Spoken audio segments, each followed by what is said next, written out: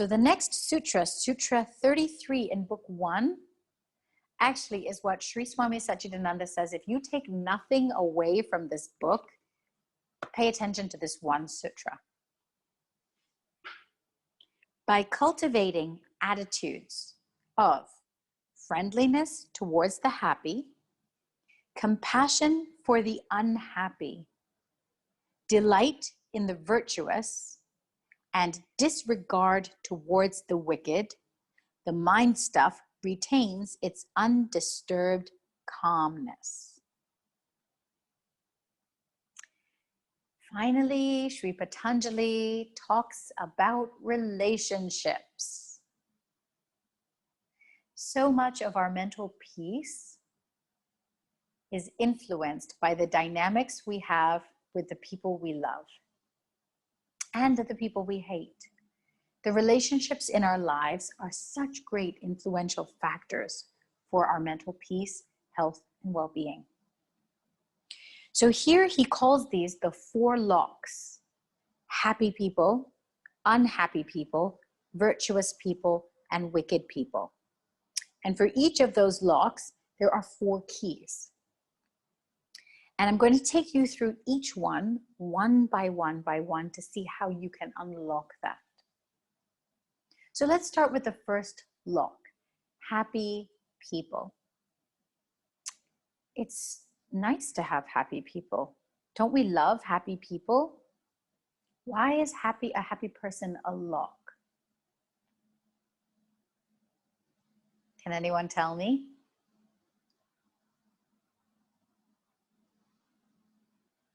Why would a happy person be a lock? Jealousy. Prevent us from keeping a calm mind. Envy, jealousy. I'll tell you exactly why. Because we are prone to compare ourselves to that happy person. And if we are not happy and that person is happy or more successful or richer or skinnier or somehow in our perception better off than we are, our minds become very judgmental. And we are prone to jealousy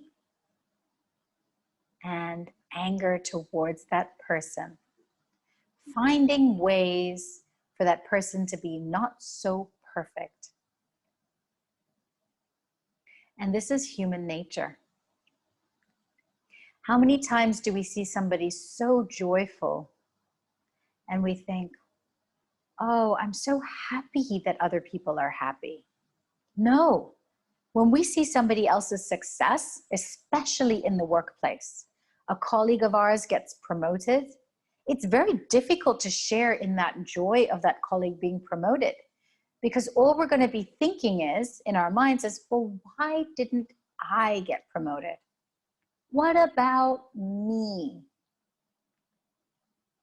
And this prevents us so deeply from retaining mental calmness, because we go into this lack of consciousness. There's not enough to go around in this world. This person has it and I don't. Whereas if we adopt the key of friendliness towards the happy, we are allowed to celebrate wholeheartedly with that person and know in full faith that if we open our hearts to that and let go of that lack consciousness and let go of that jealousy, some of that happiness and success can come our way too. Remember, we are the source power of our minds. We determine if our lives are a heaven or a hell just by how we perceive the world around us. And that is why friendliness towards the happy is important. This is why also in a lot of the yoga teachings, they say, show me who your friends are and I will tell you who you are.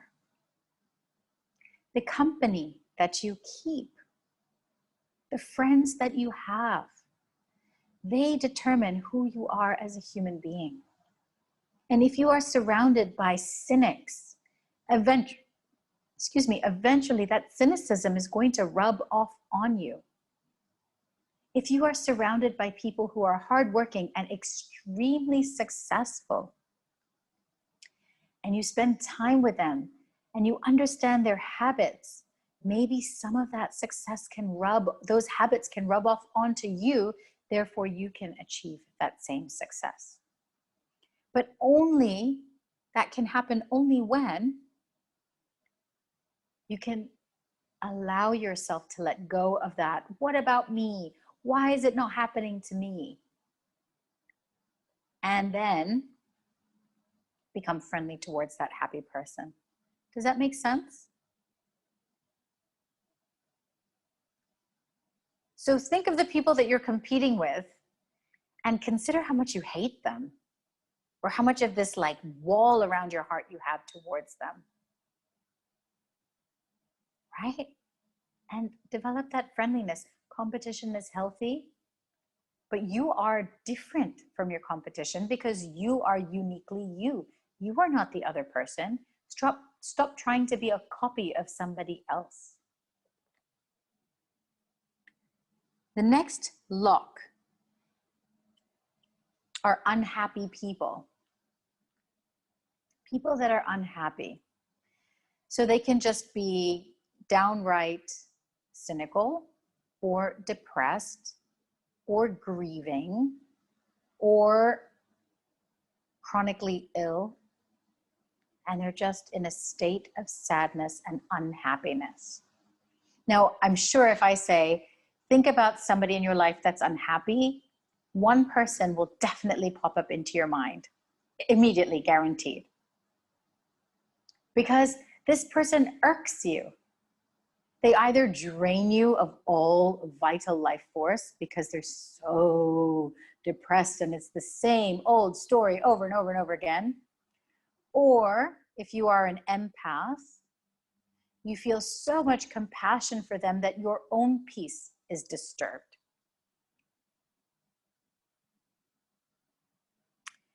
Now, the key to unlocking this unhappy person is compassion. And the ancient Latin means with feeling or with heart. Compassion, with heart, with love. And this is love without attachment. This is love without pitying somebody. This is love without trying to fix somebody. This is unconditional love with healthy boundaries. This is how you use compassion. You can love unconditionally, but have healthy boundaries. And again, it depends on your capacity. You can choose the path of tough love. I understand that you are depressed, and I acknowledge that you're feeling very sorry for yourself. But all you think about is how sorry you are for yourself. Let's go out and do some karma yoga, and let's help people for a change. That way you get out of your misery and let me drag you out of the house. Come on, let's go for a run. I'm forcing you to take a yoga class with me. Come on, come on, come on. That's what one of my best friends did with me when I was in crazy postnatal depression. She wouldn't take no for an answer. I was complaining. I was moaning. I wasn't very nice to her. She recognized it and just dragged me and taught me how to run. She got me running a 5K despite my protests. But guess what? She pulled me out. She didn't try to fix me or anything. She just dragged me. If you have a friend like that in your life and that's your capacity, do that. If not, it can be something as simple as a random act of kindness, calling to check in, are you okay? And just listening without offering advice, listening and reflecting back what they have said. And we spoke about this with nonviolent communication, and you don't offer anything, any advice. You can say, well, do you want to do anything about it? It's like, no, I just wanted to vent. I feel much better venting. Thank you for listening. Or they say, well, I don't know what to do. Do you have any advice? only then you should say, well, this is a suggestion. Why don't you try this? What do you think about this? Because so much of the time we're always ready to offer advice without truly listening. Sometimes we interrupt without letting the person finish. And then the person doesn't feel heard, and that perpetuates that unhappiness. Think about your own unhappiness. Do you use compassion towards your own unhappiness? Do you ever give yourself the full, wholehearted acknowledgement of why you are unhappy? And do you allow yourself to express fully? Or do you 100% flip on yourself and give yourself a guilt trip? Well, you shouldn't be feeling unhappy because you have this, and you have this, and you have this. It's very different from the exercise we did before, where you're complaining and you insert gratitude, because the attitude behind it makes the difference. You can be yes, I know I'm complaining about this. I am grateful, however, that I have something completely different. Not, you shouldn't be feeling this way. You should, you have this, you have that. Why are you feeling this way? Can you see the difference in attitude? You're judging yourself. That is not compassion. That is not gratitude. That is not compassion. That is negativity. That is shooting on yourself. That is not compassion. So think very carefully. Be aware when you are faced with an unhappy child that is crying, how can you be fully compassionate to that child? Carol had already shared what a beautiful experience of total dedication for her nephew. Total dedication to the 2-year-old. The 2-year-old finally felt heard and acknowledged. And this is compassion for the unhappy. And it's very liberating because you're just there to listen. You don't have the attachment of trying to fix the situation. That's not your job. You can't save anyone. You can only save yourself. Remember that. You cannot fix anyone. It is not your responsibility to make anybody happy. If you happen to be married to someone who is miserable, it is not your job to make them happy, because you cannot. You can listen, you can love, you can acknowledge, you can offer compassion, you can be you. You cannot fix or change or make anybody happy. Remember that. Your peace of mind comes first. But by applying compassion, you are so free. You're absolved of that responsibility of fixing the situation. Just listen to it. But that can only happen when you learn to become comfortable in uncertainty. It can only happen when you are comfortable in uncertainty and mess and dirt and grit. Because life is both beautiful and grit at the same time. It's both. It's not one or the other. It's both and everything in between and beyond. It's everything.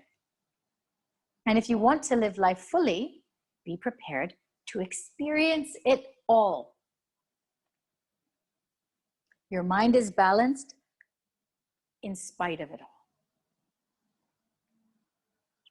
Which leads us to the next lock. Virtuous people.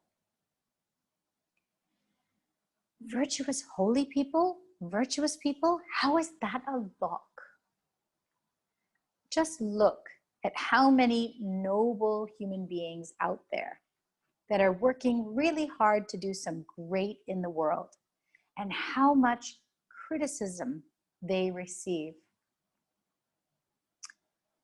Gandhi was assassinated. Lord Jesus was burned at the stake, crucified. Crucified. Virtuous people are burned all the time. Mother Teresa, there's a huge movement of critics for Mother Teresa, who's like the most selfless human being I know. And how many times do you see somebody that's so good and so loving and doing such great work in the world? And again, that feeling of, that's too good to be true. There's got to be a catch. Nobody's that good. Or you have a human being that's trying their best, doing their best, and when they make a mistake, because they're human, you're the first to throw a stone at that person. Ah, you see, you are not as perfect as you make it yourself out to be. But the acts that they are doing are virtuous, and they are human. It's not either or, it's both and everything in between and everything beyond. So examine your attitude towards people that are virtuous. So many gurus of our earth have done great things. So many teachers and writers and inspirational speakers have done amazing things, only to have their human nature tear down the pedestals that we have put them up on. Why?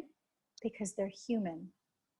So when we delight in the virtuous, it is rejoicing that there are people out there that are attempting to do good in this world, and rejoice in that and delight in that, and maybe live by their example and follow it our own way to the best of our capacity.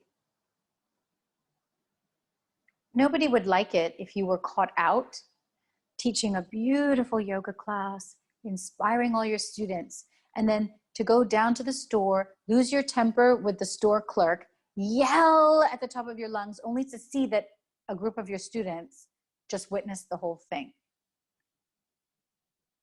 You are human.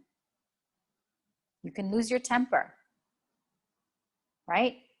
How people treat you. Oh, you're supposed to be a yogi. Why are you so stressed out? Why are you yelling? Don't you do yoga? Don't you meditate? Well, they're not the yogis. They're not on the path. So it's okay that they say that. But it's for us to learn, well, that person is not delighting in my intention of being virtuous. And that person is cutting me down. So who am I to do that to somebody else? Even in the name of yoga, even if they're marketing themselves, even if they've bought all their Instagram likes, who am I to judge? Let me delight in the virtuousness that this person can help so many. Do you see where we have our attitudes? And then finally, the last lock are wicked people. Now this one is huge, especially in the context of the world we live in today. We say, disregard the wicked. And that means don't give any energy to the people that hurt you. When we have people that we hate, they take up so much real estate in our minds. And we're always thinking about the hate or the conflict or the stress or the problem. Now, what you focus on expands. As you think, so you become. So if you're constantly always thinking about the problem and the problem and the person you hate and the wicked and the wicked and the pain in the world and the problems of the world, what's going to happen? It is going to grow, and you're putting your attention and you're putting your energy towards the problems of the world. Disregard that. Drop it. Drop the nonsense. Drop the drama. Stop it. Enough. If you are so affected by it, figure out what your capacity is and go do something about it, and channel that energy into something positive. Disregard the wicked. Drop the nonsense.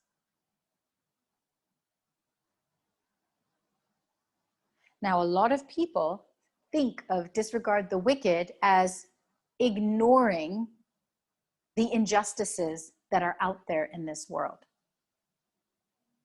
And there's this huge movement of yoga and social justice. And the big debate is, yogis are not supposed to fight for social justice. Yogis are about self-realization and inner peace. And on the other hand, they say, well, there is no yoga without social justice. And this comes right down to this sutra, this one lock and one key, and why it's so misunderstood. Disregard the wicked does not mean condone other people harming other people. But you don't give the attention to the wicked people, because that energy and that attention inflates it. Have any of you seen the musical called Chicago, based in the 1920s? The synopsis is basically female criminals, and because they're in the news, they become mini celebrities. And the story goes on from, liking the celebrity of getting all the attention for the crime that they have caused.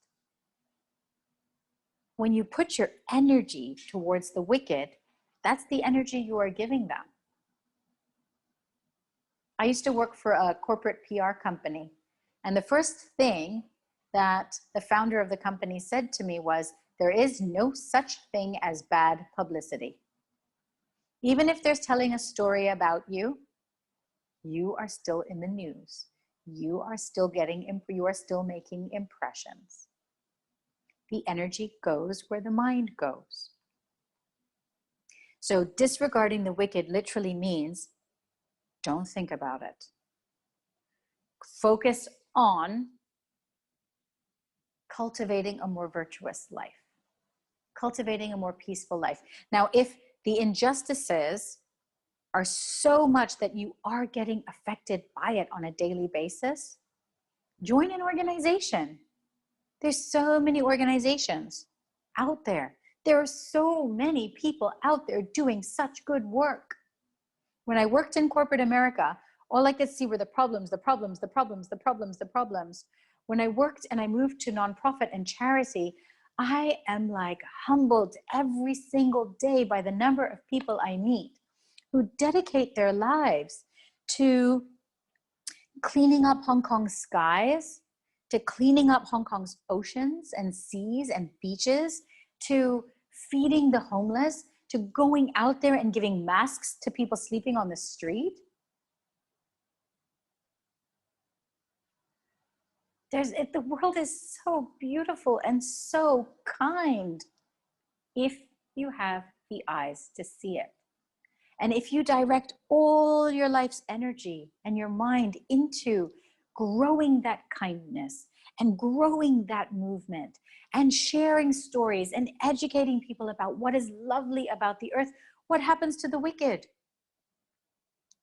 The plant can only grow if you water it. What seeds are you watering? What thoughts are you fertilizing and cultivating in your mind? And when you do that, these 4 locks to the 4 keys, not just with other people, with yourself too. And sometimes with very young kids, you need to apply multiple keys all at the same time, right? Toddlers can be all 4 at the same time.